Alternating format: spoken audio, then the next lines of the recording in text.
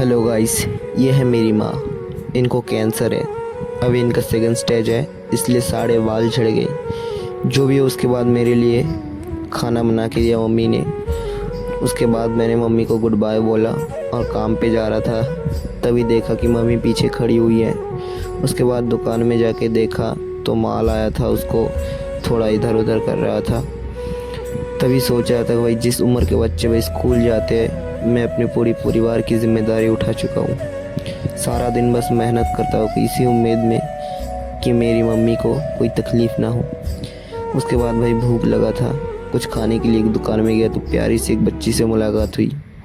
बच्ची के साथ खेलने के बाद मैं अपना खाना खाने लगता हूँ और सोचता हूँ कि भाई मम्मी ने कुछ खाया भी या नहीं।